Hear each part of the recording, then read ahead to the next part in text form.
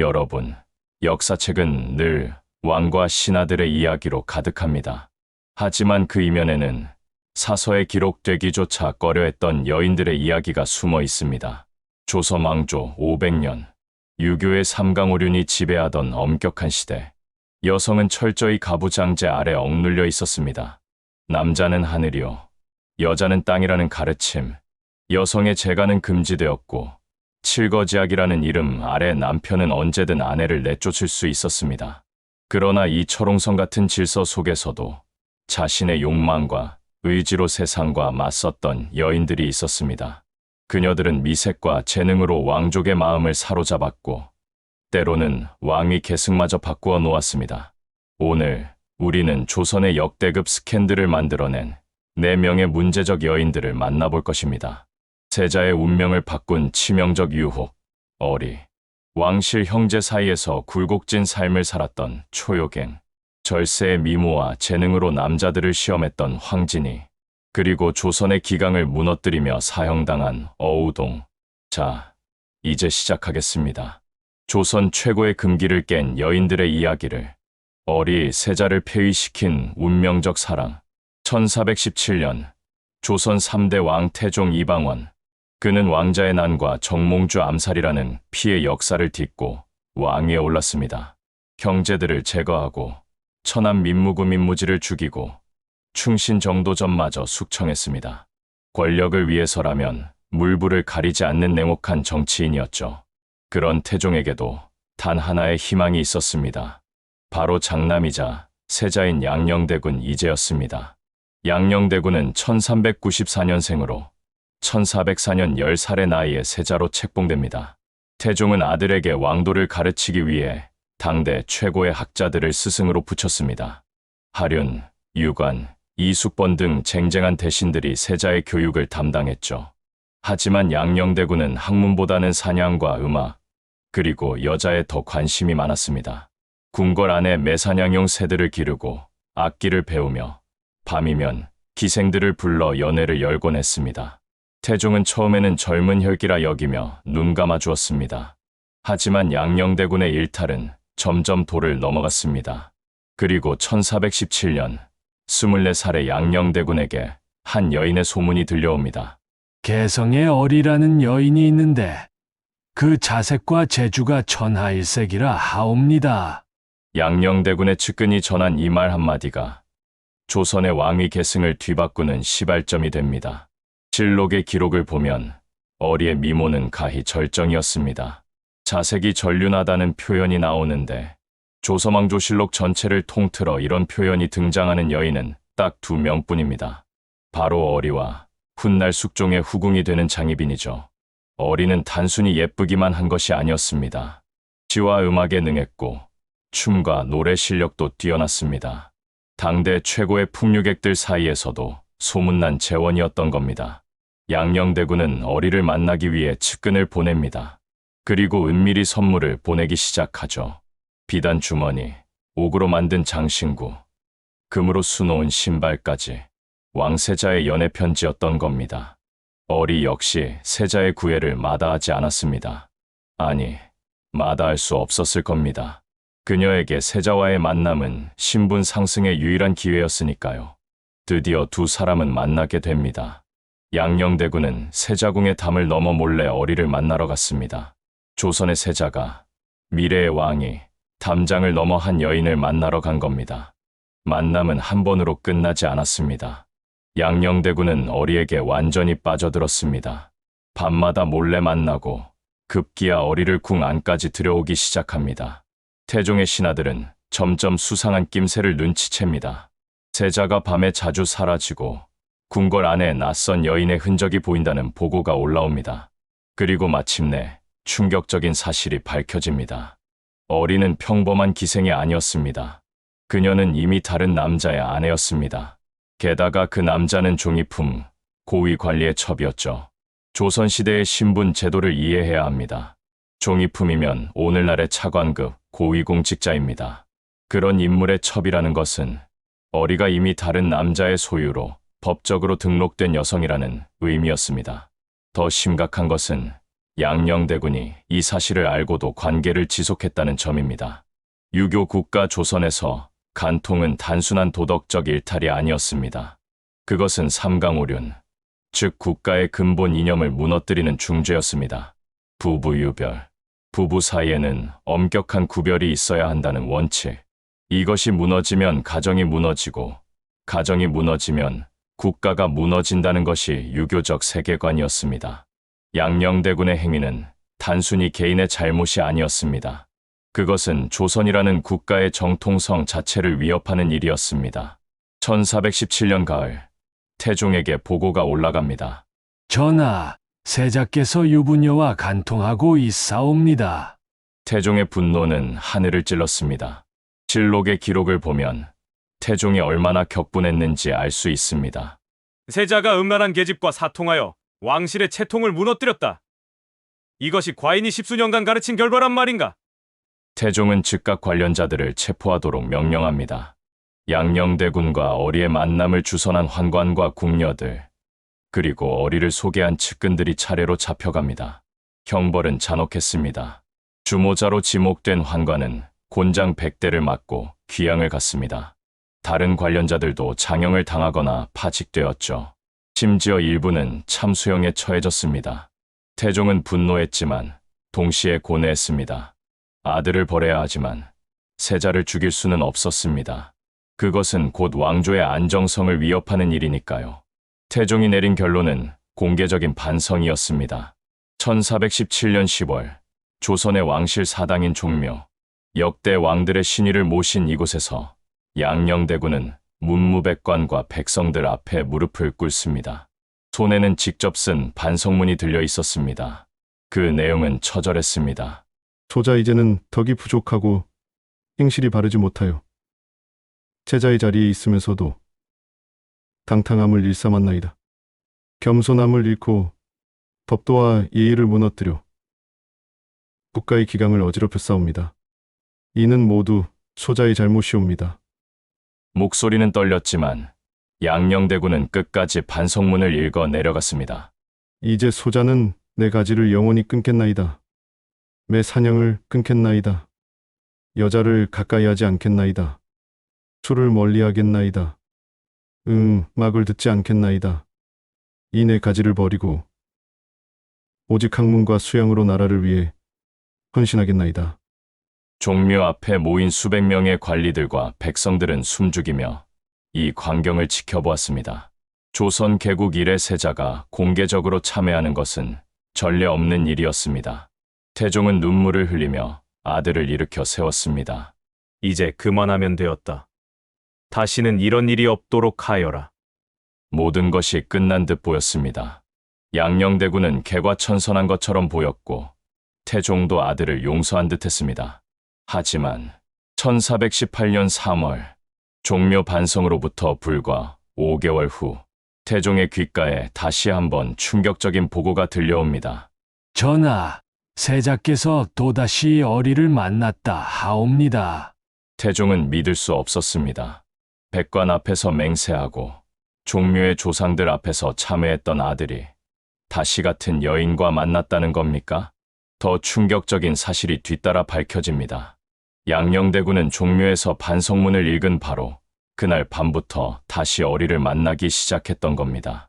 5개월 동안 몰래 만남을 지속했고 급기야 어리는 양녕대군의 아이를 임신했습니다. 태종은 배신감에 온몸이 떨렸습니다. 아버지를 속이고 조상들을 속이고 백성들을 속였구나. 이번에는 용서가 없었습니다. 태종은 신복 대신들을 불러 모읍니다. 영의정 유정연, 좌의정 박은, 그리고 신복 중의 신복 조말생까지. 경들은 어찌 생각하시오? 신하들은 입을 모아 답합니다. 세자를 바꾸셔야 하옵니다. 1418년 6월 3일, 태종은 마침내 결단을 내립니다. 양녕을 폐위하고 셋째 아들 충녕을 세자로 삼는다. 조선왕조 역사상 처음으로 세자가 폐위되는 순간이었습니다. 양녕대군은 왕위 계승권을 잃고 평민의 신분으로 강등됩니다. 어리는 어떻게 되었을까요? 실록에는 그녀의 최후가 명확히 기록되어 있지 않습니다. 다만 양녕대군이 폐위된 후 어리와 강제로 이별당했다는 기록만 남아있죠. 어떤 역사가들은 어리가 귀양을 갔을 것이라 추측하고 어떤 이들은 궁궐에서 쫓겨나 기생으로 돌아갔을 것이라 말합니다. 확실한 것은 두 사람은 다시는 만나지 못했다는 사실입니다. 양녕대군은 폐위된 후에도 70세가 넘도록 살았습니다. 그는 경기도 광주에서 여생을 보내며 때때로 동생이 된 세종대왕을 만나곤 했습니다. 세종은 형을 여전히 극진히 대우했고 양녕대군도 동생의 치세를 흐뭇하게 지켜보았다고 합니다.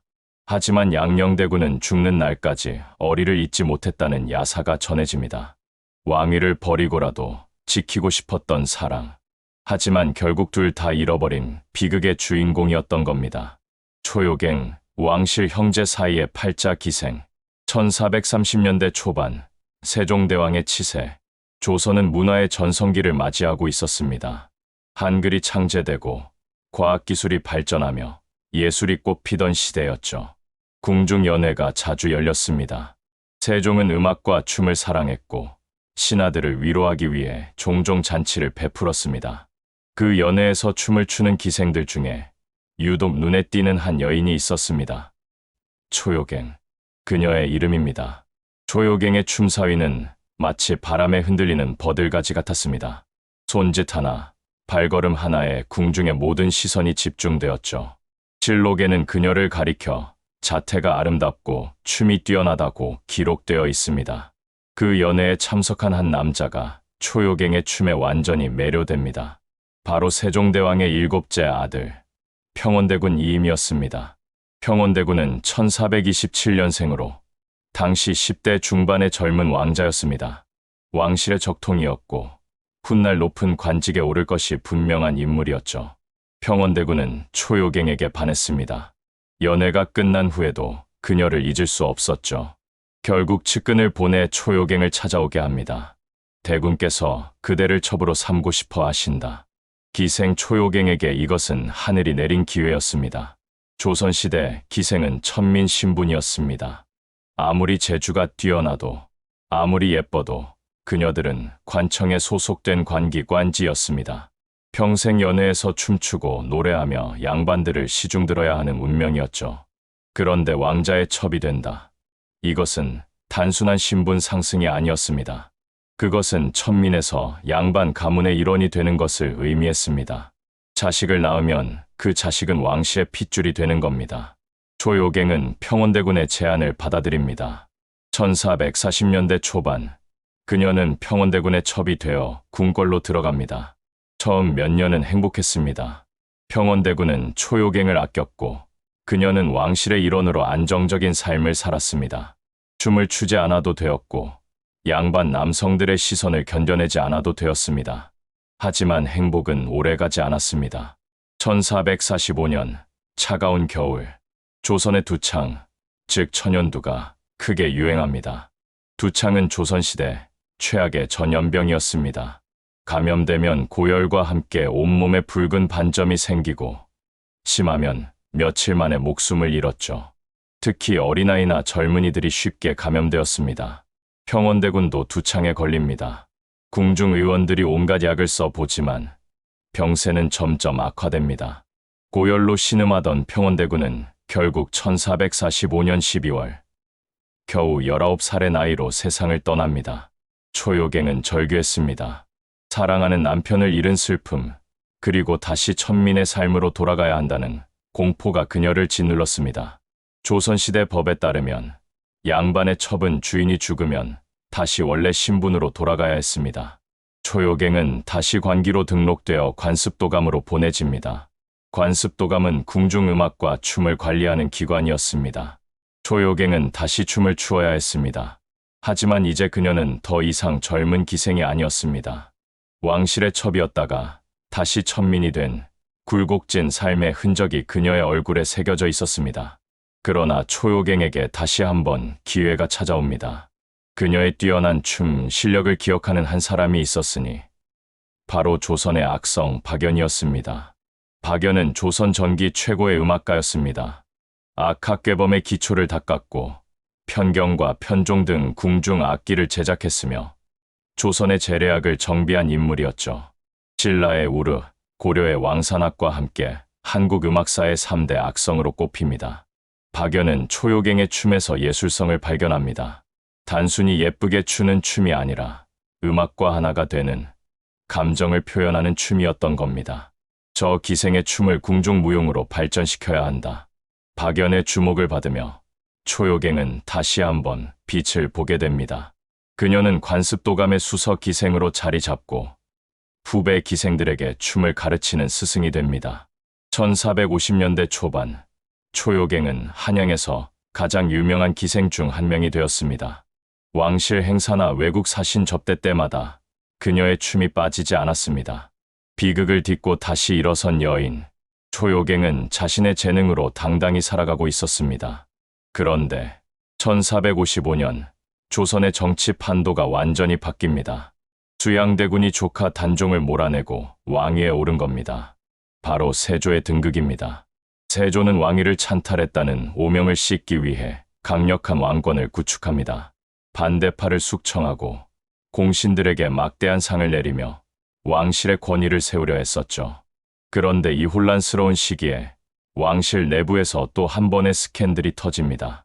초요갱이 다시 왕족과 관계를 맺은 겁니다. 상대는 화이군 이영이었습니다. 화이군 이영은 누구인가? 놀랍게도 그는 초요갱의 전 남편 평원대군의 배다른 형제였습니다. 둘 다 세종의 아들이었지만 어머니가 달랐죠. 더 충격적인 것은 화이군의 평판이었습니다. 그는 조선 왕실에서도 손꼽히는 남봉꾼이었습니다. 실록의 기록을 보면 화이군은 자기 부인의 큰아버지가 아끼는 첩까지 탐낼 정도로 여색을 밝혔다고 나옵니다. 1455년 이 사실이 조정에 보고됩니다. 화이군이 기생 초요갱과 간통하였다 하옵니다. 그것도 모자라 초요갱은 전에 평원대군의 첩이었사옵니다. 신하들은 경악했습니다. 왕실 형제의 첩을 다른 형제가 취한다. 이것은 왕실의 채통을 무너뜨리는 일이었습니다. 유교의 윤리로는 절대 용납될 수 없는 행위였죠. 화이군을 엄벌에 처하소서. 초요갱도 궁형에 처해야 하옵니다. 하지만 세조는 달랐습니다. 막 왕위에 오른 그에게는 왕실의 안정이 무엇보다 중요했습니다. 형제인 화이군을 공개적으로 처벌한다면 그것은 곧 왕실 내부의 분열을 드러내는 일이었습니다. 세조는 조용히 사건을 마무리합니다. 화이군에게는 가벼운 질책만 내리고 초요갱은 다른 지역의 관청으로 보내버립니다. 초요갱은 또다시 떠나야 했습니다. 사랑했던 남편을 잃고 다시 세운 삶마저 무너지고 이제는 낯선 땅으로 쫓겨나는 신세가 된 겁니다. 그녀의 최후가 어땠는지는 기록에 남아있지 않습니다. 다만 역사는 그녀를 왕실 형제 사이에 놓인 불운한 기생으로 기억할 뿐입니다. 두 번의 사랑, 두 번의 상실. 초요갱은 자신의 의지와 상관없이 왕실의 정치적 희생양이 되어야 했던 여인이었습니다. 황진이 재능으로 세상을 지배한 절세가인. 이제 우리는 조선시대 가장 유명한 기생, 황진이를 만나볼 차례입니다. 황진이는 1506년경 개성에서 태어났습니다. 그녀의 출생에 대해서는 여러 설이 있습니다.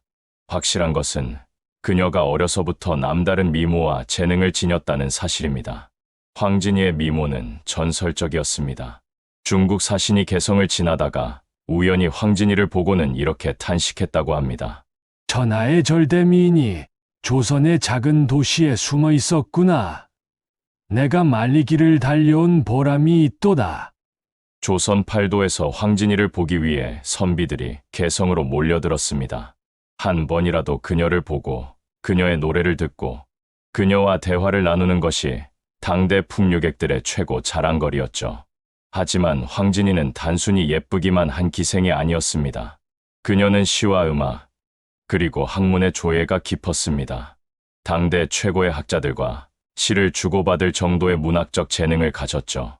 더 중요한 것은 황진이가 자신의 미모와 재능을 무기로 남성들을 시험하고 평가했다는 점입니다.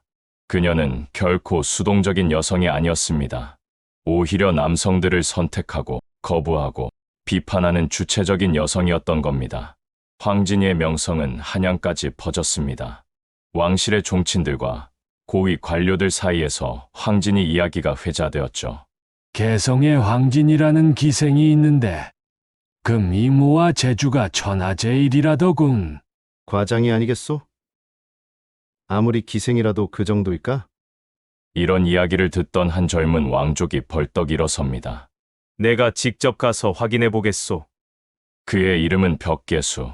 세종대왕의 증손자로 왕실 종친이었습니다. 그는 당대 최고의 풍류객으로 이름이 높았죠. 검은고를 잘 타고 시를 잘 짓고 음악에 조예가 깊었습니다. 벽계수는 자신만만하게 개성으로 향합니다.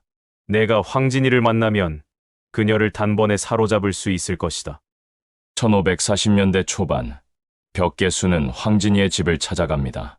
하지만 황진이는 문전박대를 합니다. 왕손이시라고 제가 왜 만나야 하나요? 돌아가세요. 벽계수는 당황합니다. 지금까지 자신을 거부한 기생은 단 한 명도 없었습니다. 그런데 황진이는 왕족인 자신을 보고도 전혀 동요하지 않는 겁니까? 벽계수는 물러서지 않았습니다. 그는 황진이의 집 앞에서 검은고를 꺼내 연주하기 시작합니다. 쟁쟁쟁. 검은고의 선율이 고요한 개성의 밤거리에 울려 퍼집니다. 벽계수의 검은고 실력은 정말 뛰어났습니다. 슬프면서도 애절하고 구슬프면서도 아름다운 선율이었죠. 황진이는 집 안에서 그 음악을 듣고 있었습니다. 이 사람 실력이 보통이 아니네. 결국 황진이가 문을 열고 나옵니다.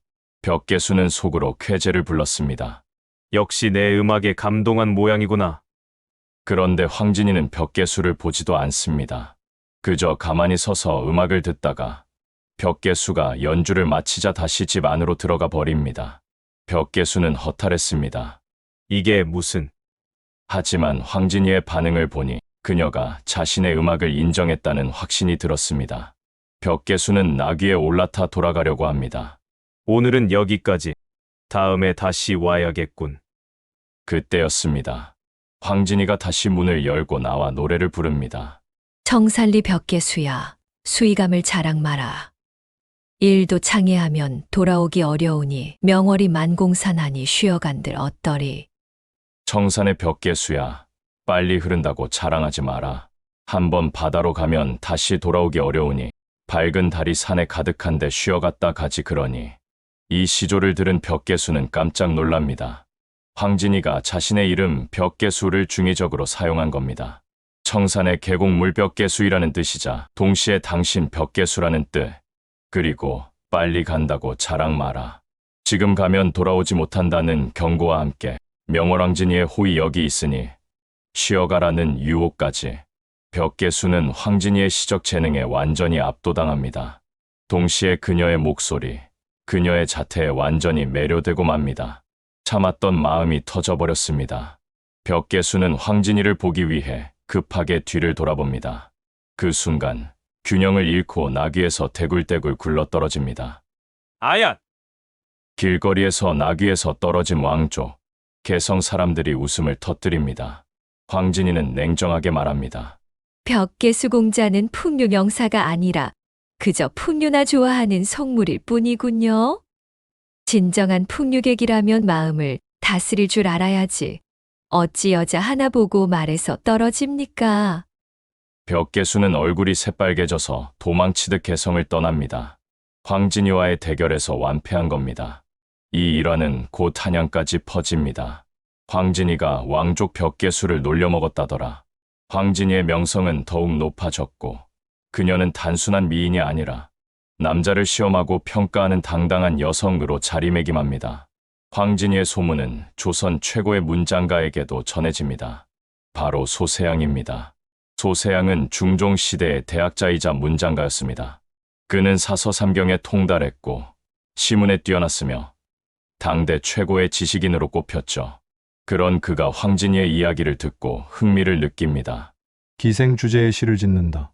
그것도 왕족을 농락할 정도로? 소세양은 직접 확인해보고 싶었습니다. 그는 개성으로 편지를 보냅니다. 하지만 그 편지에는 딱 한 글자만 적혀 있었습니다. 유. 이 한 글자를 어떻게 해석해야 할까요? 소세양은 오행사의 원리를 사용했습니다. 오행사란 한자의 편방을 이용해 문장을 만드는 고급 언어유희였죠. 유의 편방을 나누면 대 큰 선비가 우 여기 와 있거늘 월 어찌 명월왕진이의 호가 놀지 않겠는가? 큰 선비가 여기 와 있는데 어찌 명월과 한판 놀지 않겠소? 황진이는 이 편지를 받고 빙그레 웃습니다. 흥미로운 사람이 왔군. 황진이도 한 글자로 답장을 보냅니다. 어를 오행사로 풀이하면 대 큰 기생은 우 스스로 전 말을 섞지 않으니 결론 직접 찾아오시오. 격이 높은 기생은 스스로 나서지 않습니다. 만나고 싶으시면 당신이 오세요. 소세양은 황진이의 답장을 받고 무릎을 칩니다. 대단하구나. 단순히 시를 잘 짓는 수준이 아니라 한문학의 고급 기법까지 완벽히 구사하다니. 소세양은 직접 개성으로 향합니다. 그리고 황진이와 만나 밤새 시와 학문에 대해 토론합니다. 두 사람은 서로의 지적 수준을 확인하며 깊은 존경심을 느낍니다. 소세양은 황진이를 단순한 기생이 아니라 학자로 대우했고, 황진이 역시 소세양의 학문에 감탄했습니다. 하지만 황진이는 소세양에게도 선을 그었습니다. 그녀는 결코 쉽게 허락하는 여인이 아니었으니까요. 소세양은 나중에 이렇게 말했다고 합니다. 황진이는 단순한 미인이 아니다. 그녀는 조선 최고의 여류 시인이자 남자들을 압도하는 지성을 가진 여인이다.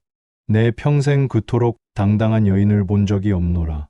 그렇게 수많은 남자들을 시험하고 거부하고 때로는 놀려먹던 황진이, 하지만 그녀에게도 단 한 명 진심으로 존경하고 따르는 남자가 있었습니다. 바로 화담 서경덕이었습니다. 서경덕은 조선 중기 최고의 철학자였습니다. 그는 성리학의 조예가 깊었고 특히 기철학을 발전시킨 인물이었죠. 이황, 이이와 함께 조선 3대 학자로 꼽힙니다. 하지만 서경덕은 벼슬에 관심이 없었습니다. 평생 개성에 머물며 제자들을 가르치고 학문에만 몰두했죠. 가난했지만 정신적으로는 그 누구보다 부유했습니다.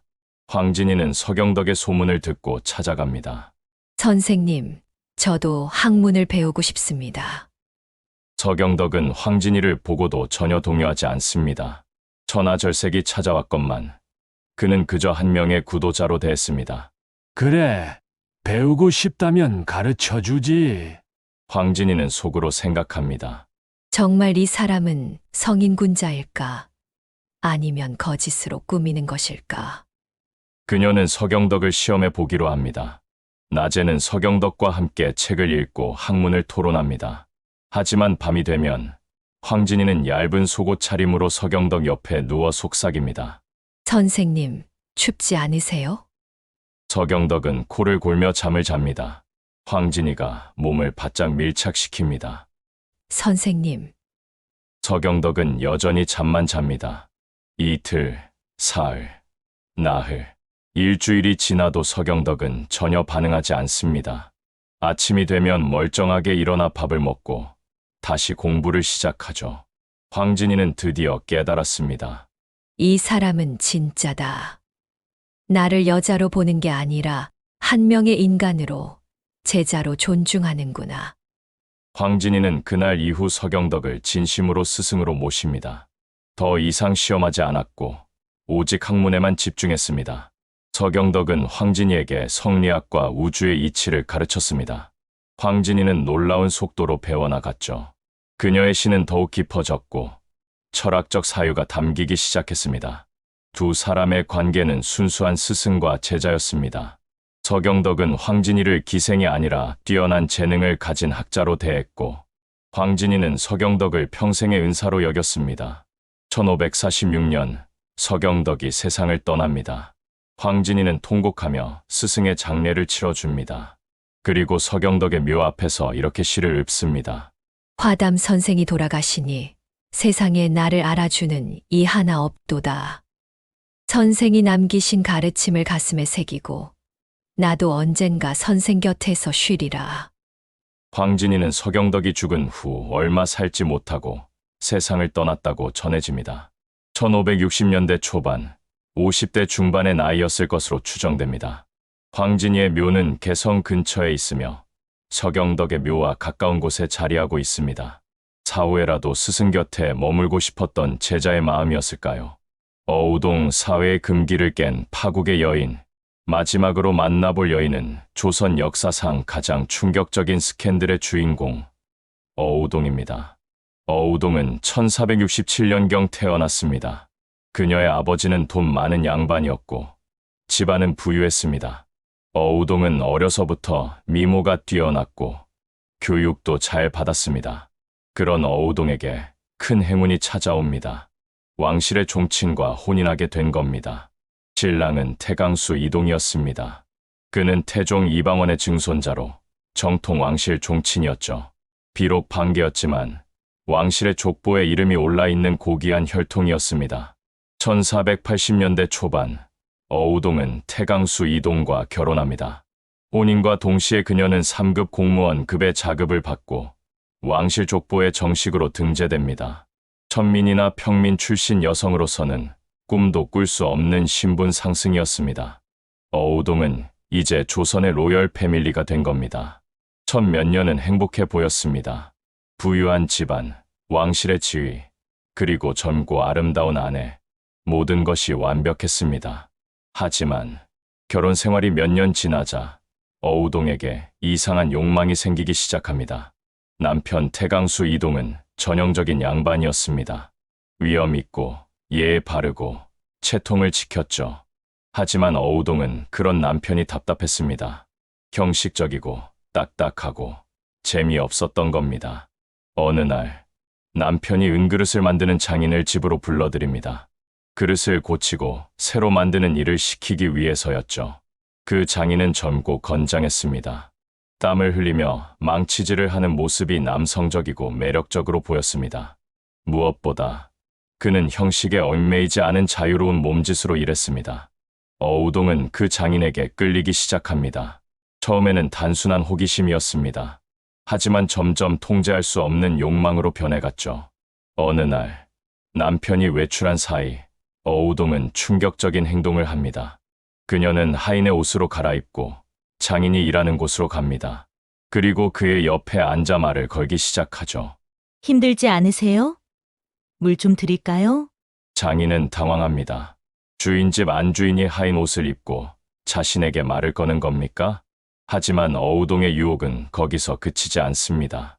그녀는 점점 더 대담해졌고 결국 둘은 관계를 맺게 됩니다. 조선시대의 엄격한 신분 질서를 생각하면 이것은 상상도 할 수 없는 일이었습니다. 왕실 종친의 아내가 양반가의 안주인이 천민 장인과 간통을 한 겁니다. 더 충격적인 것은 이것이 한 번으로 끝나지 않았다는 사실입니다. 어우동과 장인은 남편이 외출할 때마다 은밀한 만남을 이어갔습니다. 그러던 어느 날 결국 사건이 터집니다. 남편 태강수 이동이 예정보다 일찍 집에 돌아옵니다.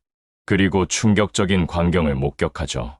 아내 어우동이 하인 옷을 입고 장인과 함께 있는 모습을. 태강수는 분노로 온몸이 떨렸습니다. 이게 무슨 짓이냐? 어우동은 황급히 변명하려 했지만 이미 늦었습니다. 남편은 모든 것을 보았고 모든 것을 이해했습니다. 태강수는 즉시 어우동을 집에서 쫓아냅니다. 조선시대 7거지약 중 하나인 음행음란한 행동에 해당하는 명백한 이혼 사유였습니다. 어우동은 왕실 족보에서 지워지고 모든 자격을 박탈당합니다. 하루아침에 왕실 며느리에서 쫓겨난 여인이 된 겁니다. 하지만 이것은 시작에 불과했습니다. 1480년 초 성종은 이 사건에 대한 보고를 받습니다. 전하, 왕실 종친 태강수의 아내 어우동이 천민과 간통하여 쫓겨났다 하옵니다. 성종은 경악합니다. 왕실의 채통이 완전히 무너진 사건이었습니다. 즉시 어우동을 잡아들이라. 의금부 관리들이 어우동을 추적합니다. 그녀는 도망쳤지만 얼마 못 가 붙잡혀 의금부 감옥으로 끌려갑니다. 1480년 가을 어우동은 차가운 감옥의 쇠사슬에 묶입니다. 한때 왕실의 며느리로 화려한 삶을 살았던 여인이 이제는 최악의 죄인이 되어 있었습니다. 의금부 도사가 취조를 시작합니다. 어우동, 내가 남편이 집에 들인 은장인과 간통했느냐? 어우동은 고개를 떨굽니다. 아니옵니다. 저는 그런 일을 한 적이 없사옵니다. 내 남편 태강수가 직접 목격했다고 하는데도 남편께서 오해하신 것이옵니다. 저는 결백하옵니다. 어우동은 처음에 완강히 혐의를 부인했습니다. 인정하는 순간 그녀의 목숨이 위태로워진다는 것을 알았기 때문입니다. 조선시대 법에 따르면 양반 여성의 간통은 일반 평민과는 다르게 다뤄졌습니다. 특히 왕실 종친의 아내라면 그 죄가 더욱 무거웠죠. 왕실의 혈통과 채통을 더럽힌 대역죄로 간주되었습니다. 의금부는 증거를 모읍니다. 목격자 진술, 하인들의 증언, 그리고 은장인을 직접 체포하여 신문합니다. 하지만 은장인 역시 부인합니다. 소인은 그저 일만 했을 뿐입니다. 어우동 마님과는 아무 관계도 없었사옵니다.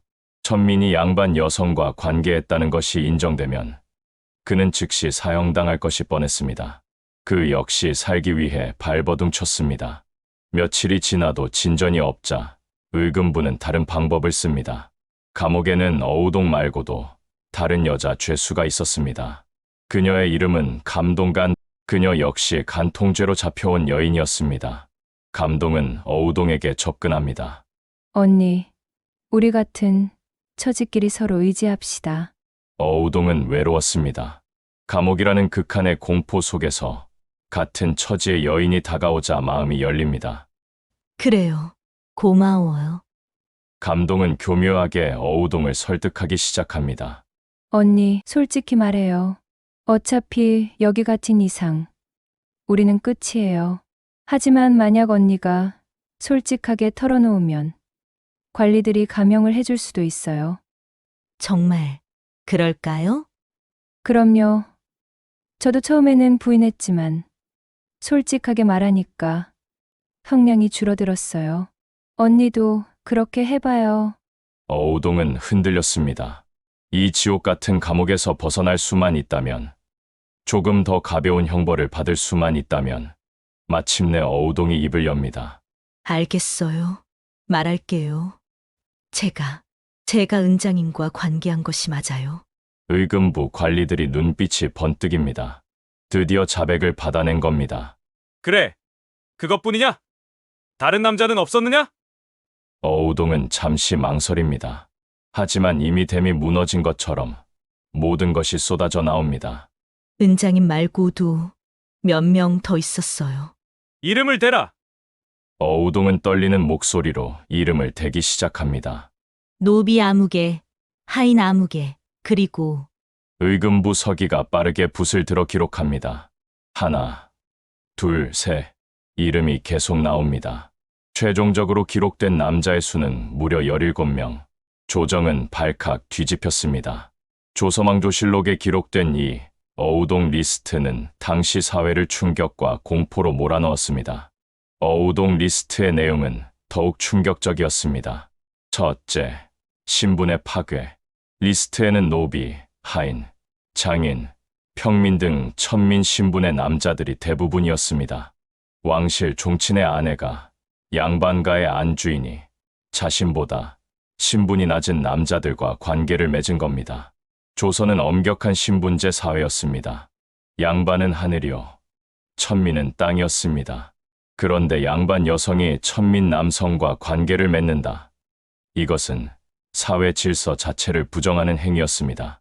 더 심각한 것은 이것이 단순히 어우동 개인의 문제가 아니라는 점이었습니다. 만약 이런 일이 용납된다면 조선의 신분제도 전체가 무너질 수 있었습니다. 둘째, 장소의 신성한 모독. 어우동이 정을 통한 장소들도 문제였습니다. 집안의 여러 곳에서 은밀한 만남을 가졌지만 가장 충격적인 곳은 바로 사당이었습니다. 사당은 조상의 신의를 모시고 제사를 지내는 가장 신성한 공간입니다. 유교 국가 조선에서 사당은 단순한 건물이 아니라 가문의 정체성이자 조상과 소통하는 성역이었죠. 그런데 어우동은 그 사당에서 간통을 저질렀습니다. 조상을 모독하고 가문의 명예를 짓밟은 겁니다. 신하들은 입을 모아 말했습니다. 이는 인륜을 저버린 짐승만도 못한 행위옵니다. 셋째, 숫자의 엄청남. 17명이라는 숫자 자체가 충격이었습니다. 한두 번의 실수가 아니라 지속적이고 계획적인 간통이었던 겁니다. 신하들 중 일부는 이렇게 비난했습니다. 어우동은 왕실 종친의 아내면서 기생만도 못한 짓을 했습니다. 아니, 기생은 그래도 직업이라도 있지. 어우동은 그저 욕망에 미쳐 날뛴 것입니다. 1480년 12월, 성종은 신하들을 모아놓고 회의를 엽니다. 경들은 어우동을 어찌 처리해야 한다고 생각하시오? 영의정 정창손이 먼저 입을 엽니다. 전하, 어우동의 죄는 용서받을 수 없사옵니다. 왕실의 채통을 무너뜨렸을 뿐 아니라 조선의 기본 이념인 삼강오륜을 송두리째 무시했습니다. 사형에 처하는 것이 마땅하옵니다. 그러하옵니다. 만약 어우동을 살려둔다면 후세 사람들은 무엇을 본받겠습니까? 법이 있으되 시행하지 않으면 그것은 법이 아니옵니다. 일부 신하들은 조심스럽게 반대 의견을 냅니다. 전하, 아무리 죄가 크다 해도 여인을 사형에 처하는 것은 지나치지 않겠습니까? 하지만 대다수 신하들은 사형을 주장했습니다. 어우동의 죄가 그만큼 컸기 때문입니다. 성종은 깊은 고민에 빠집니다. 그는 원래 온건하고 자비로운 군주였습니다. 함부로 사람을 죽이는 것을 싫어했죠. 하지만 이번 사건은 달랐습니다. 왕실의 권위가 걸린 문제였습니다. 마침내 성종이 입을 엽니다.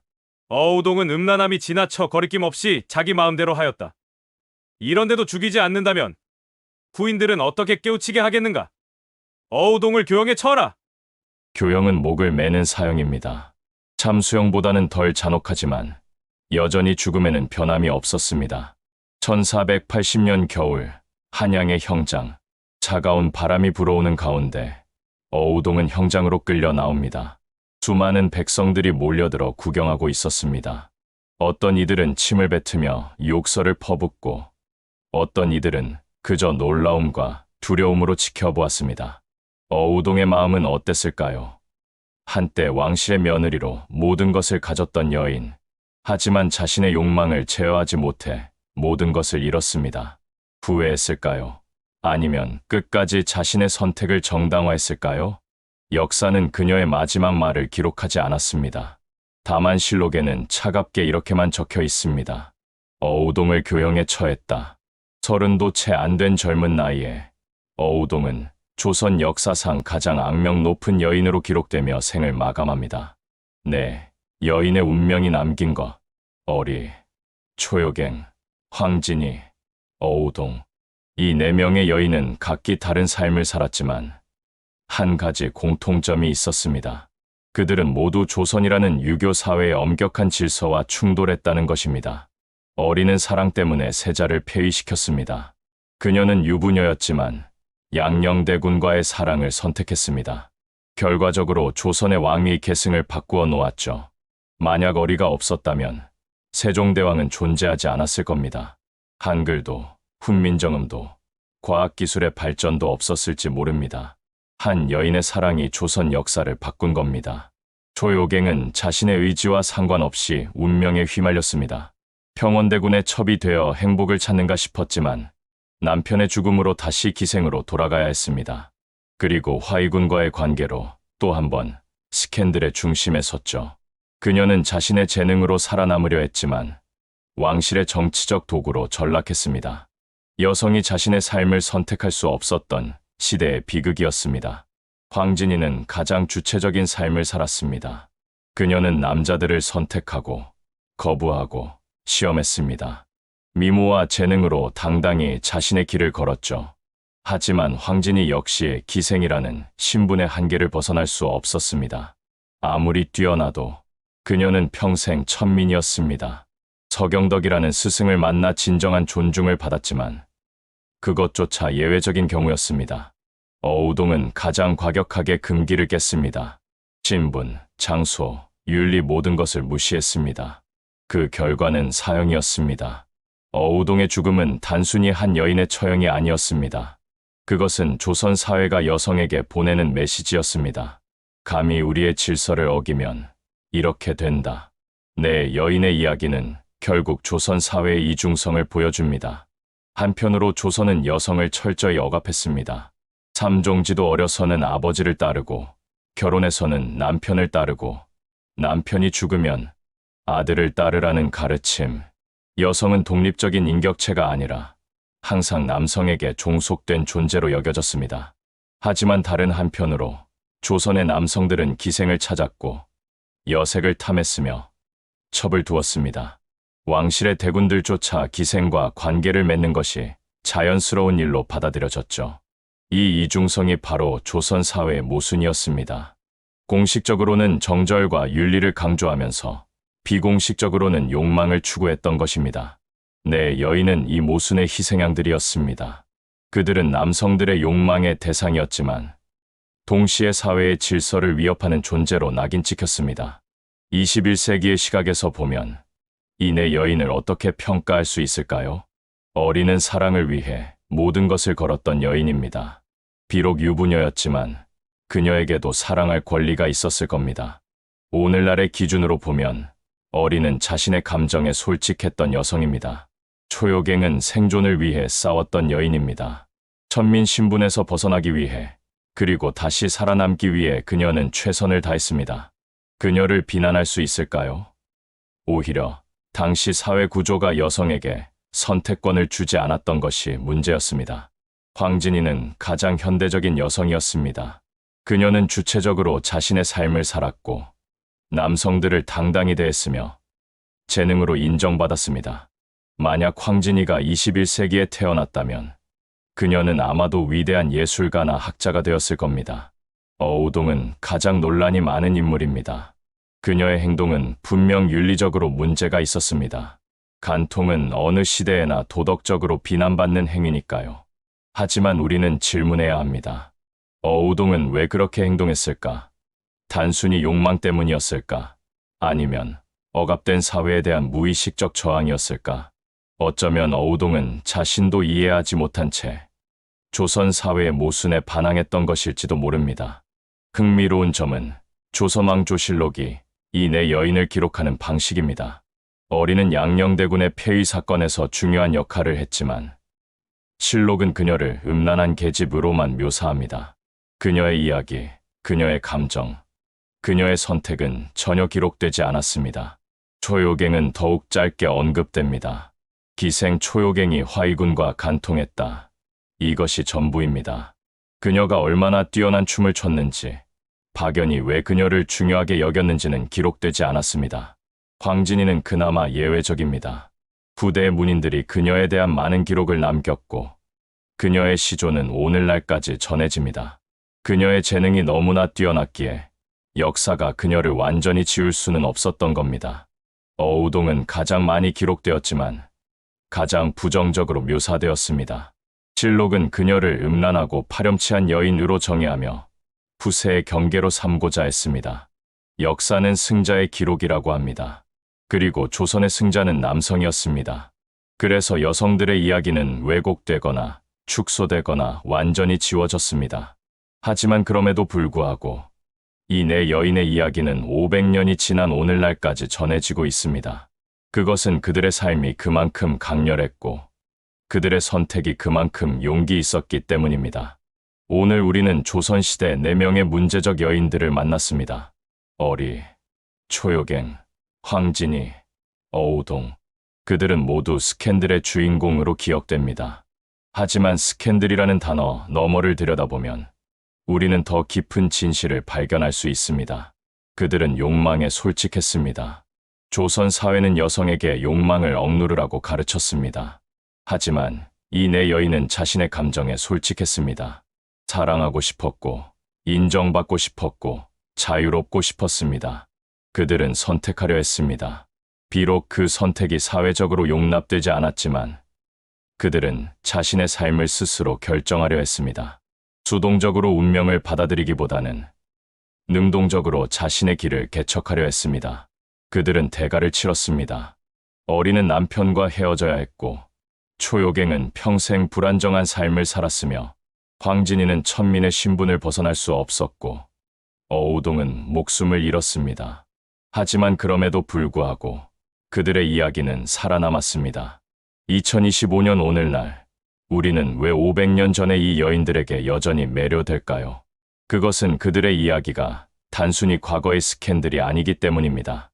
그들의 이야기는 억압과 자유, 욕망과 도덕, 개인과 사회 사이의 영원한 갈등을 보여줍니다. 어리의 이야기는 사랑과 권력의 충돌을 보여줍니다. 사랑은 때로 왕위보다 강력할 수 있다는 것을, 초요갱의 이야기는 여성의 생존 투쟁을 보여줍니다. 선택권이 없는 사회에서 여성이 얼마나 취약한 존재인지를, 황진이의 이야기는 재능과 지성의 힘을 보여줍니다. 신분과 성별을 뛰어넘어 인정받을 수 있는 것은 결국 개인의 능력이라는 것을, 어우동의 이야기는 금기를 깬 대가를 보여줍니다. 사회의 규칙을 무시하면 어떤 결과가 따르는지를. 우리는 21세기를 살고 있지만 정말 조선시대와 완전히 다른 세상에 살고 있을까요? 오늘날 사회에서 여성은 경제적 자유를 얻었고 법적 평등을 인정받았으며 자신의 선택권을 가질 수 있습니다. 그렇지만 여전히 여성은 다양한 형태의 억압에 직면해 있습니다. 정절에 대한 요구는 사라졌지만 외모와 나이에 대한 평가는 더욱 가혹해졌습니다. 성적 자유는 허용되지만 그 결과에 대한 책임은 여성에게만 돌아옵니다. 경제 활동은 자유롭지만 가정의 책임은 여전히 여성의 몫입니다.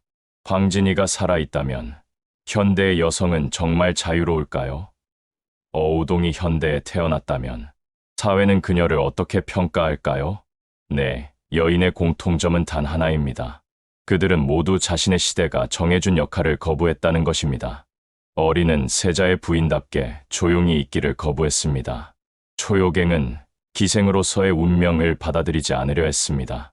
황진이는 천민 신분의 한계를 무시하고 당당히 살아갔습니다. 어우동은 양반 아내의 윤리를 완전히 무너뜨렸습니다. 그들이 치른 대가는 컸습니다. 하지만 그들의 도전은 조선 사회에 균열을 만들었습니다. 완전히 무너뜨릴 수는 없었지만 그들의 존재만으로도 다른 방식의 삶이 가능하다는 것을 증명한 겁니다. 우리가 오늘 만난 네 여인 외에도 조선 시대에는 수많은 여성들이 자신의 욕망과 자유를 포기하지 않았습니다. 그들의 이름은 기록되지 않았고 그들의 이야기는 전해지지 않았습니다. 하지만 그들도 분명 살았고 사랑했고 꿈꿨을 것입니다. 실록의 페이지에는 왕과 신하들의 이야기로 가득합니다. 하지만 그 사이사이에 기록되지 않은 수백만 명의 여성들의 삶이 숨어 있습니다. 우리가 역사를 공부할 때 우리는 단지 승자의 기록을 읽는 것일지도 모릅니다. 하지만 우리는 상상해 볼 수 있습니다. 그 침묵의 페이지 너머에 있던 이름 없는 여성들의 이야기를. 마지막으로 어리의 이야기로 돌아가 봅시다. 만약 어리가 없었다면 세종대왕은 태어나지 않았을 겁니다. 한글도 없었을 것이고 훈민정음도 없었을 것입니다. 과학기술도 백성을 사랑하는 왕도 없었을 겁니다. 조선 역사에서 가장 위대한 왕이라 평가받는 세종은 사실 금지된 사랑의 산물입니다. 사회는 어리를 음란한 여인으로 기억합니다. 하지만 역사적 관점에서 보면 어리는 조선 문명의 어머니일 수도 있습니다. 이것이 바로 역사의 아이러니입니다. 사회가 거부하고 낙인 찍은 여인의 사랑이 결과적으로는 그 사회를 문명으로 이끌었던 것입니다.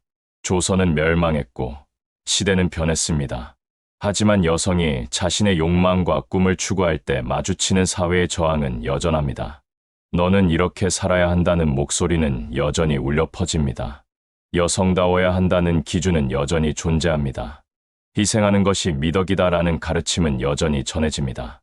어리, 초요갱, 황진이, 어우동이 살아던 시대와는 다르지만 여성들이 마주하는 질문은 여전히 같습니다. 자신의 욕망을 따를 것인가? 아니면 사회의 기대를 따를 것인가? 우리는 이 네 여인을 비난할 수도 칭찬할 수도 있습니다. 하지만 한 가지만은 확실합니다. 그들은 선택했습니다.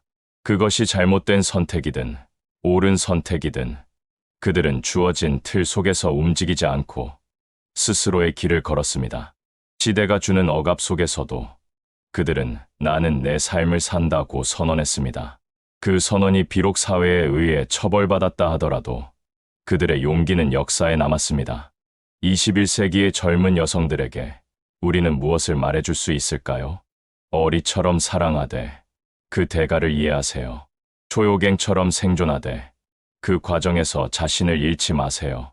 황진이처럼 당당하되 다른 이들을 존중하세요. 어우동처럼 거부하되 책임을 회피하지 마세요. 역사 속의 여인들은 우리에게 묻고 있습니다. 너는 어떤 삶을 살 것인가? 주어진 틀 안에서 편안한 삶을 살 것인가? 아니면 자신의 진정한 모습을 드러내고 그 대가를 감수할 것인가? 역사는 거울입니다. 우리가 과거를 들여다볼 때 사실 우리는 현재를 보고 있는 것일지도 모릅니다. 조선시대의 여인들이 마주했던 질문은 오늘날의 우리가 마주하는 질문과 크게 다르지 않습니다. 자유와 책임, 개인과 공동체, 욕망과 도덕, 이 영원한 갈등 속에서 우리는 어떤 선택을 할 것인가? 어리, 초요갱, 황진이, 어우동, 이 네 여인의 이야기는 단순히 과거의 스캔들이 아닙니다. 그것은 모든 여성에게, 그리고 모든 인간에게 던져지는 존재의 질문입니다. 그들은 금기를 깼고, 대가를 치렀고, 역사의 이름을 남겼습니다. 우리는 그들을 어떻게 기억할 것인가? 그리고 우리는 어떤 역사를 만들어갈 것인가? 이 질문은 여전히 진행 중입니다. 밤하늘 아래 조선의 궁궐은 여전히 침묵하고 있습니다. 하지만 그 침묵 속에는 금지된 사랑들의 심장박동이 울려 퍼지고 있습니다. 역사를 덮어버린 흙 아래에서 수많은 목소리가 자유롭게 노래하고 있을지도 모릅니다. 그 목소리들을 들으세요. 그들의 이야기를 기억하세요. 그리고 우리는 다시 묻습니다. 어린, 초요갱, 황진이, 어우동, 그들은 정말 문제적 여인인가? 아니면 그들이 노출시킨 사회의 모순이야말로 진정한 문제가 아닐까?